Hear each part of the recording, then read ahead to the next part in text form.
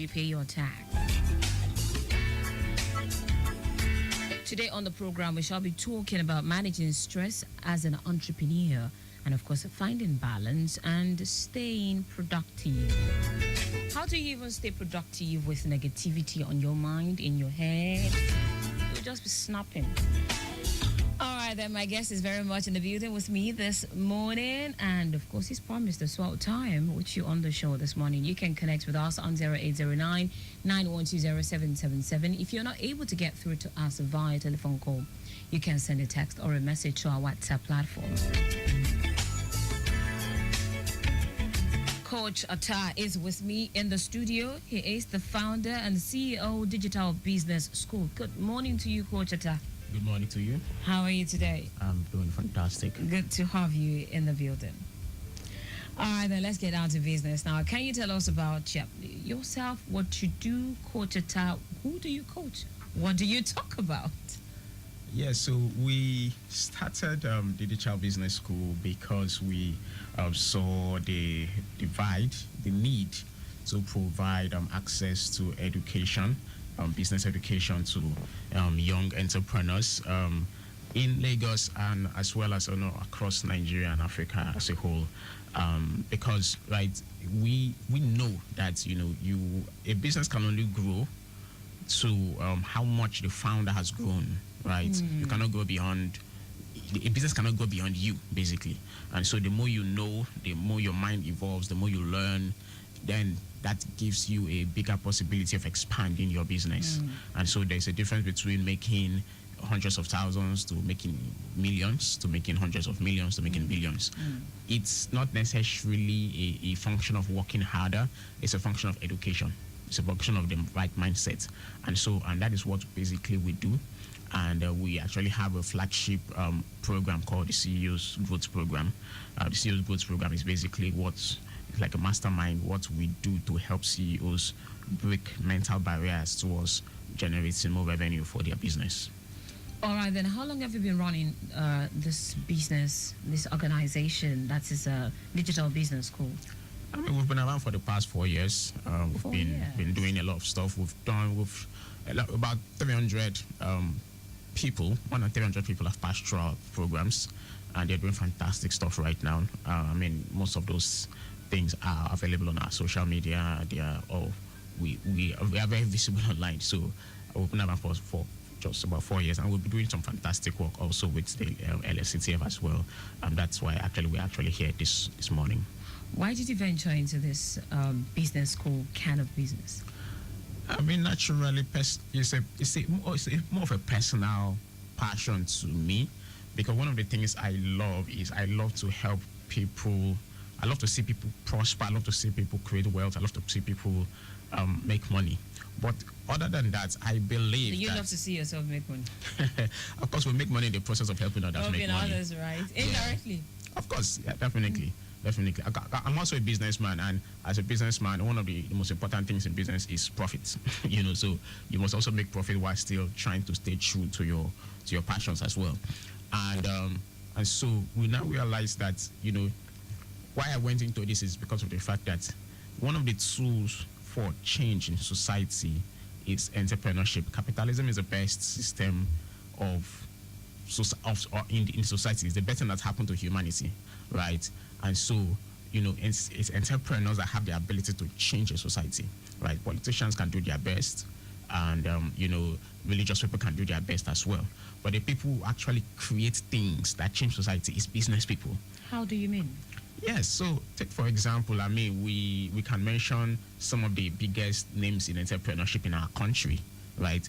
Those guys have created stuff that is actually changing lives, right? So look at some of the billionaires we have in Nigeria, right? Talking about the likes of the Dangote, the $10 and the rest of them. Realize that these people have created businesses that are not only employing hundreds of thousands of people, but are also helping, the nation move forward, right? I mean, just imagine Nigeria without the personalities of the BUA group, for example, or the Dangote group and the rest of them.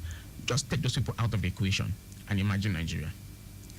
So you now realize that I mean, we might not even belong to the developing nations. Exactly. Exactly. And so now, okay, imagine the neighborhood you live in without all those shops around. Imagine how life would be if all those entrepreneurs that selling foodstuff, selling maybe electronics, selling little things like just any kind of thing at all. You probably spend the whole of your salary traveling around Lagos looking for biscuits. Exactly. So that means that entrepreneurs are actually creating change in society, and we are trying to empower more entrepreneurs to create more change in society. Amazing. So running a business isn't easy like that, as much as we want to give kudos to these entrepreneurs around us. So what are the biggest sources of stress entrepreneurs? Since we're talking about how to manage stress for them now, what are the ways these entrepreneurs can actually manage stress? Okay, so the biggest source of stress, I mean, for me, it's just one. I want to narrow it down to one thing: is misalignment. Now, when I say misalignment, I mean, doing what you're not supposed to do. Right, doing what you're not supposed to do. When you're doing what you're not supposed to do, you will be stressed. So it's just like a round peg trying to fit in a square hole. Will be stressed. Doing what you're not supposed to do in what way? So, I mean, there are a lot of reasons why people go into business, right?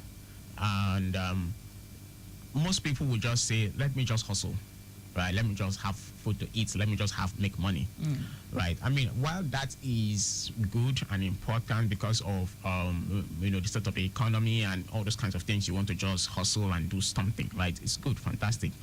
But while you are doing that thing, that's you are just doing for the main, have the mindset that this is for the meantime, and make sure that you find a way to still try to enter into what you are meant to do. Now, this is one of the things that I actually help people with, right? We have in our, for example, in our CEO's Growth program, in our coaching, my personal coaching sessions, I try to get people to understand their life's purpose by asking them questions like, what would you want to spend the rest of your life doing? Because the truth is, if you are aligned, if you are doing what you're supposed to do with your life, you are less likely to be stressed. Now, of course, you might be going through something that is stressful. So take, for example, I read a book, Driven from Within by Michael Jordan. So it's a Michael Jordan biography, right? Driven from Within. And Michael Jordan, of course, is one of the greatest of all time in the world of sports, basketball. And of course, in that book, he was chronicling the fact that, people say he works very hard. He wakes up by 4 a.m. He does routine exercises. He's laughing. He's saying that, look, this is play to me. I am not stressed. I'm living the best life ever. As that is because he is doing what he's meant to do with his life. And so by the time you are doing what you're meant to do with your life, what other people see as stress, it's just a normal walk in the park for you, just a normal day for you. Yes, so I think that's the biggest source of stress.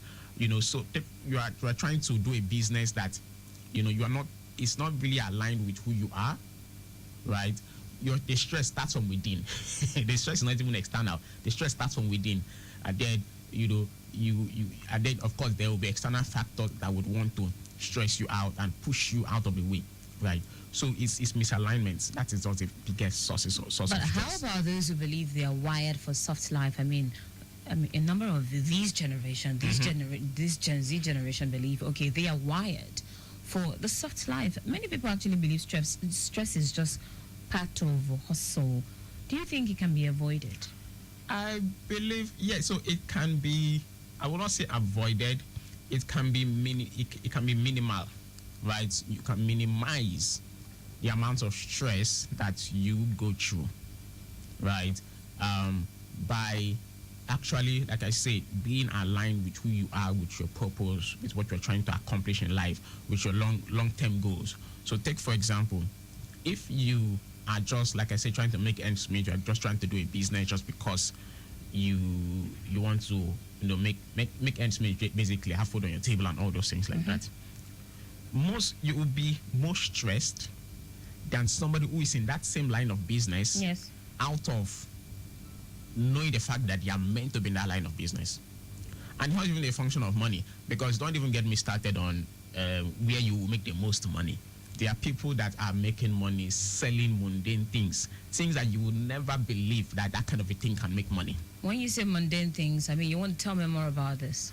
I mean, so take for example, I heard a story of a lady in Ghana that sells herbs. You know these drinks that people will hawk for your back and for this and that, all those kinds of things. And I heard a story of a lady in Ghana that sells that and has built 2 houses. Right. So it's not what you are doing. Honestly speaking, there are a lot of I could tell you stories of people who. It is not what you're doing, then it is what? No. Listen, like I said, first of all, it is being in a state of alignment with what you are supposed to be doing with your life. I mean, the moment you get that right, you can make money from selling anything. Let's not even. So the issue of asking the question, what do I do that will make me the most money? You're asking the wrong question. That is the wrong question you're asking, right? Because there are people I know people who are selling stuff like palm oil, and they are sponsoring children in school. They are building houses. So it's not a function of what you are doing. It's a function of what. Okay. Take for example, I was in a meeting about 2 weeks ago. Yes, 2 weeks ago, and of course we're talking about this particular business owner that relocated from London to Lagos. Now, I mean, they are Nigerians, but think about it. When people are trying to get out, they are trying to get in, and they relocated their business. And of course, the story was that they had divine instruction to relocate their business to Lagos. And according to that discussion, God gave them a secret to implement in Lagos. And what is that secret? They have a technique of sewing clothes for you within 24 hours. No matter what you want to sew. If you have a wedding happening on Saturday morning and you go to them on Friday morning, they will get your wedding gown ready for you by Saturday morning. They have they have developed a technique. They have a trade secret. Wow. Now, and they say, and they're even training. They have like a training academy where they train people. Okay. With this, right? And so now that is counterintuitive, right? Somebody's trying to move his own tailoring business from Nigeria to UK so that he can make more money. More money. Somebody's coming in and cashing out, making more money. So I once did a project some years back, worked with a furniture company as a business developer, as a brand manager for a furniture company. And this lady was based in the UK. All right. She relocated her furniture company to Lagos. She's somewhere in Victoria Island, right? And she's making more money operating her business in Nigeria, yes, than she was in the UK, right? And so it is, like I said, it's not a function of what you are doing. It's a function of knowing that you are meant to be doing this thing, and what information have you received that no other person has about this particular thing that you are doing. So it's still a function of alignment, right place, right time, right person doing the right thing. All right, right place, right time, right person doing the right thing. Coach Atta, tell me what an entrepreneur should be doing or should consider to reduce stress as a business coach. This is going to be fantastic because, I mean, I love this part so much, and I'm going to share my personal story with you, and I'm going to get as practical as possible. I mean, I'm not allowed to get practical on this show. Like, let's get down and tell you, look, this is it. As long as it's airworthy. Fantastic, no problem. All right, so yes, even up till last year, as entrepreneurs, we are always learning. We keep learning, we keep growing, and we keep finding out new things about ourselves, about our country, about our business, and so we keep evolving, right?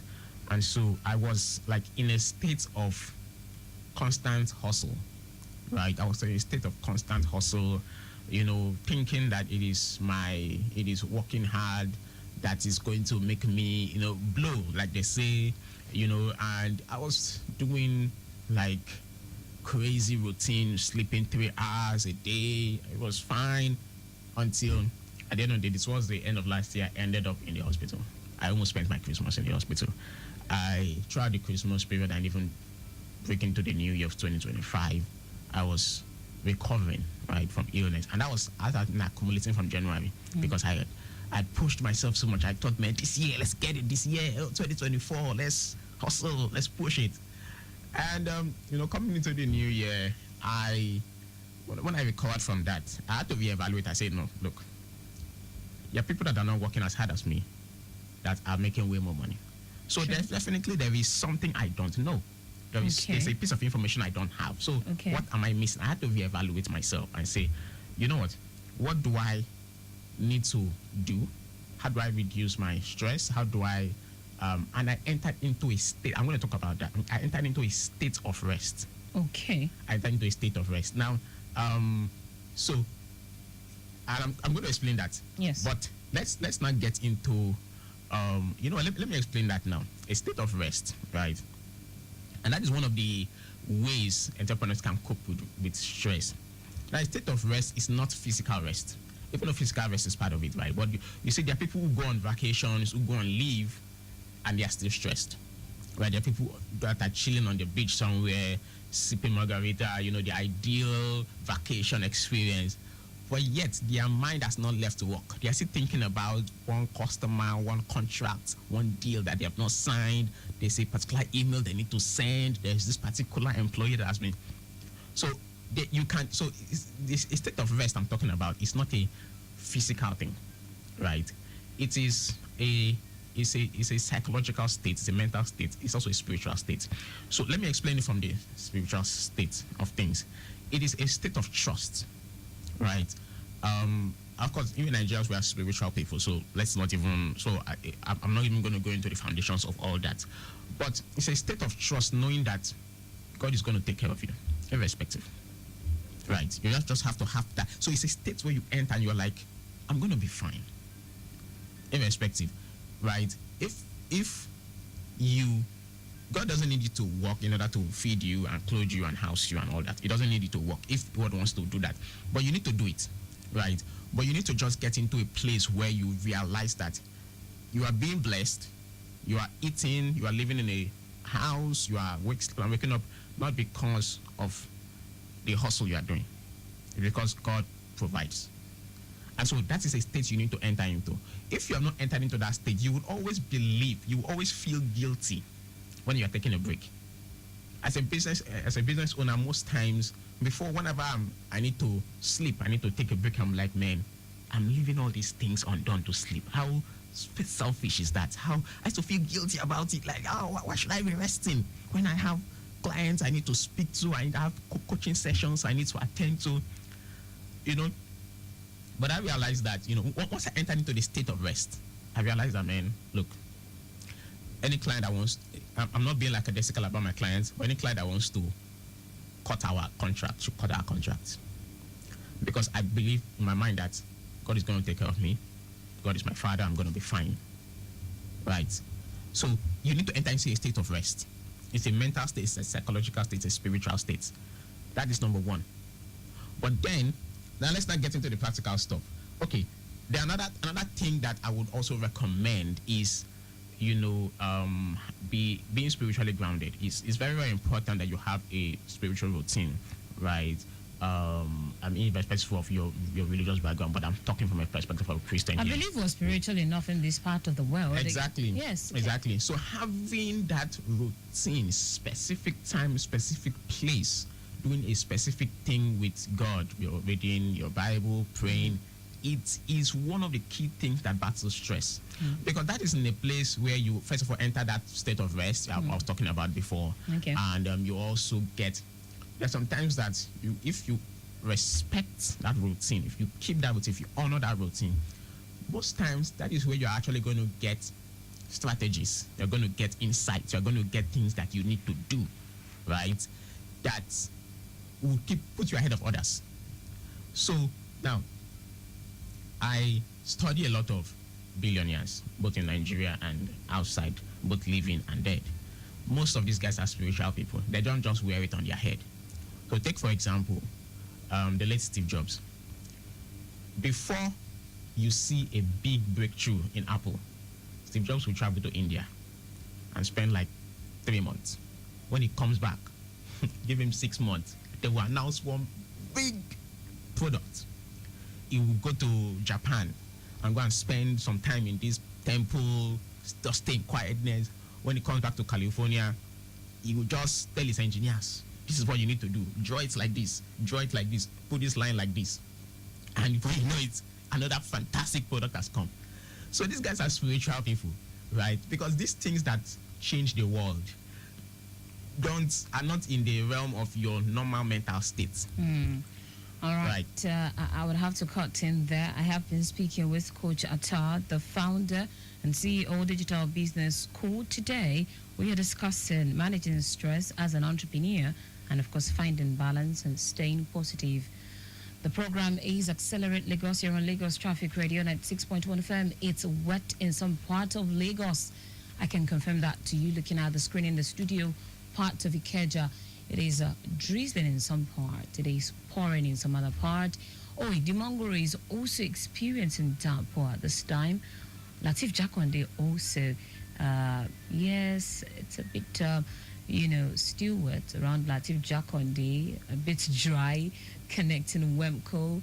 Alakpere is still dry also. Likewise, K2 and its environs. But generally, let me tell you that Ikeja and its environs at this time, yes, look out for rainfall if you have to step out of your house. And please, for those of us driving at this time, please endeavor to keep it within the speed limit. Very, very important. And look out for other road users. Let's tell you some of the report from the control room. The earlier reported impediment at Owode-Lede is now out of the road and normalcy restored within that area. From Apapa also, Mile to inward Auto Wharf, Berjasuya connecting Sunrise. It's all shades of good movement on the main carriageway to connect Coconut, but slightly busy on the service lane due to activities of tankers going to their various tank farms. Coconut inward first and second gate down to Liverpool. You also have it good. Liverpool roundabout to Waterside in and out. Trevor looking okay all through to Niger. Return journey from the port gate to Niger, Trevor to Liverpool. Inward second gate is a very good one. First gate to Coconut, Trinity, not a bad one. Proceeding to Sunrise, Berja, Suya, Ottawa, and Mautu, okay, you have nothing to worry about. All right, then, Coach Attar, let's continue with our conversation now. You have been speaking about, rest for an entrepreneur. Let's focus on the key points now, what you refer to as rest for an entrepreneur. Is it a total state of shutdown from work, or what exactly is rest for an entrepreneur? Okay, yes. So just like I mentioned before, the physical rest is necessary, right? Having a time where you actually sleep, where you actually rest, where you actually shut down. I mean, personally, as an entrepreneur, I don't really believe in that total shutdown thing where you shut off your internet, you shut off your phone. I mean, right? There are levels to this thing, right? There are people who can do that, right? I know business owners who do that, and that is, understanding yourself is part of, that. But like I say, for me personally, right, the biggest ways I coach people to enter the rest is to enter into the mental state first, right? Because there's some people that even when they are sleeping, in their dream, they are they're still active. Their brain is still. So how do you enter into the mental state if you do not shut out totally? So you could still have your phone on. You could even be in front of a computer. You're working, but you're in a state of rest. And like I said, okay, now let me give you one practice, right, that I think is going to help. Right. So apart from the staying spiritually grounded, another practice that is very helpful is a practice of meditation and breathing exercise. Meditation and breathing exercise, and it's not popular in this part of the world, right? We just talk about prayers and reading your Bible and stuff like that, which is still great, right? But then the state of meditation, and I'm going to kind of like want to teach you guys practical stuff, right?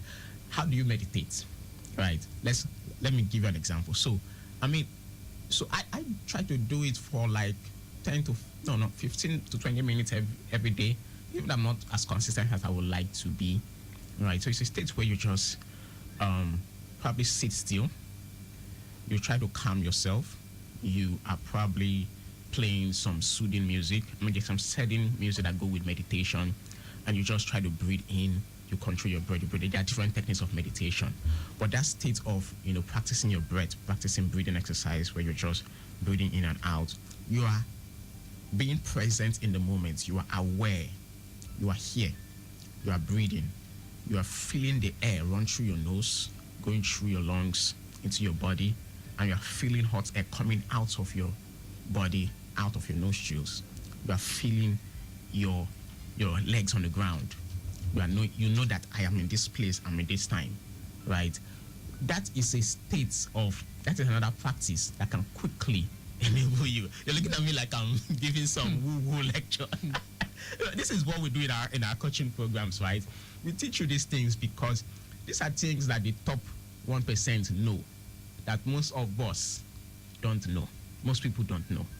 You cannot be running a multi-billion naira or multi-billion dollar enterprise and not know how to be in a state of rest. You would die. You will not be able to cope, right? When you have, like, let me say 3,000 employees and somebody is always messing up, there is just no way you can stop people from messing up. There's no one supplier is always going to disappoint you. One staff is always going to spoil the client's job.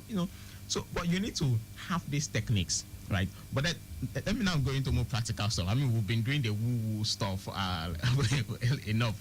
Now, let me go into some practical stuff, right, about stress management. And you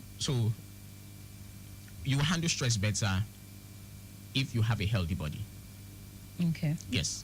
If you have a healthy body, you will manage stress better.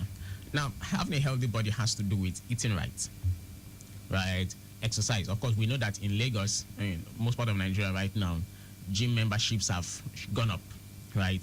Sure. Although I have my own opinion about why that is. People have different reasons for going to the gym. But, I mean, being physically fit is also part of having a healthy body. Sure. Eating right, having a fruit eating routine is very important. It's not just about eating, but you must integrate fruit eating into your routine. So like I said, this part of the thing. So when you go to business school, they teach you the accounting stuff, the legal stuff, the supply chain stuff. We focus more on the things that make you as an entrepreneur better.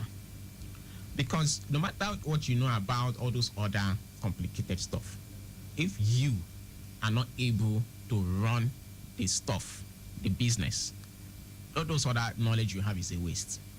So yes, having a food eating routine, very fantastic. Having a workout routine, very important. Having a sleep routine is very important. Now, this sleep thing is a very controversial thing, right? People will tell you don't sleep 8 hours, it's too much. Oh, you sleep 3 hours. I have my own sleep routine that works for me. Tell me about your sleep routine. Well, for me, I would say I am functional with 5 hours a day. Then this is how Not even up to 6 hours. No. For me, not that I can't do 6 hours. If I sleep up to 6 hours, it's a sign that I'm about to be sick. It's a sign that I will just start getting prepared to be sick, to start taking medication if I go that much. But this is how I do it, right? I do 4 hours at night, and I try to do 1 hour during the day. Right. So having that sleep within the day, that nap, it is one of the best things that can happen to you, to your health.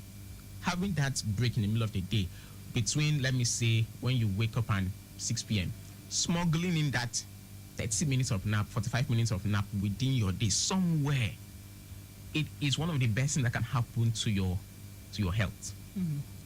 So yes, at night, a lot of things can happen, right? And because I work with clients from all over the world, so sometimes I'm on calls with people at odd hours because of time differences, right?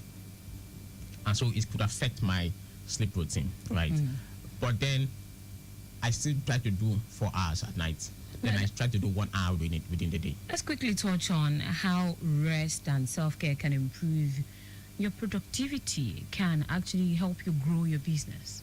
Oh, fantastic. That is actually what we're actually on, because like I said, if you as an entrepreneur, you are well-grounded, you are healthy, you are strong, you are the pilot of the plane, you are the pilot of the airplane. So, if you are feeling strong, you're feeling up to it. So like I was mentioning, having a good, healthy eating habit, having a healthy rest habit, having a fruit eating habit, having a workout habit, having a healthy sleep habit. Like I said, what works for you? What I've just mentioned that works for me, please.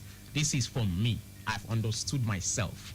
Right? That's why I'm saying this. Don't take this as general advice. So you have to figure out what works for your What works body. for you? Right? What works for your body? But then what's the minimum amount minimum hours of sleep an individual should get? So I mean, for or a business owner, since we're talking about business owners now. Yeah, business owners are, will I say, they are kind of like different from the normal people, right? I would say, for me, I've heard from professionals. Minimum. I've heard from professionals Yes. that is 6 hours. I've heard Okay. from professionals, right? So I'm not going to recommend here because I'm not professionally trained in that area. Okay. But I've heard from professionals that is 6 hours. Okay. But it does adjust as you grow older. What's obtainable in your 20s? It's not obtainable in your 30s. It's not obtainable in your 40s. It's just not. Adulthood, Lapi. Exactly. So I think that in your 20s and in your 30s, if you can, for me, for example, once I get into my 40s, I know that my sleep routine is not sustainable into my 40s. Absolutely. So I would need to possibly increase it. And I believe that what I am doing right now should have created results, right? So for me to be able to take, for example, now I can smuggle 1 hour of sleep within my day because the work I've done in my 20s have enabled me have a structure that enables me being able to shut down in the middle of the day and say, man, I'm taking a nap. And there's nothing that would happen. Yeah, sure. Right. Let's begin to wrap this up now because we're running out of time. But before I let you go, what would be your advice to business owners, especially the younger ones? Yeah. I think one of the things that I would say, right, and this is going to be maybe controversial or, I would like you to actively seek out relationships. Actively seek out being in a relationship, being in love. The reason is because it is one of the biggest ways to manage stress. I am telling you, being in a relationship and being in love is like it's like a business owner on steroids.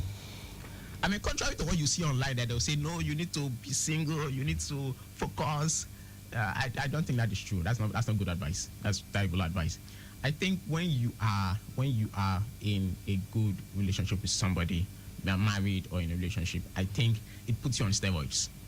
It is one of the things that is in your mind that kind of like helps you relax. Natural steroids. So nobody's talking about stimulants here. No, nothing like that. Okay. Not such thing like that. So I think that instead of running away from those kinds of things, people will say, oh, that would be a distraction for me. No, actually, it's one of the ways to cope with stress. All right, then. We'll leave it at that, Coach Ata. Today, we have actually discussed managing stress as an entrepreneur and finding balance and staying productive. Anyways, I mean, the last part of it, the advice, oh, well, I wish you all the best. That's all I can say. Yeah, well, I think that's a quite deeper than we have time for anyway. I've gone deeper, but of course, let's leave that. We'll leave it at that, Coach Ata. Thank you so much. He is the founder and CEO of Digital Business School. And this is where we wrap things up on Accelerate Lagos here on Lagos Traffic Radio 96.1 FM. After John has handled the social media this morning. Thank you so much. Maximum thanks to Victor Terry. Our executive producer is Taiwo Baruwa. I remain Taiwo Baruwa. This program makes a return next week, Wednesday at 10:15. It has been sponsored by the Lagos State Employment Trust Fund, LSDF.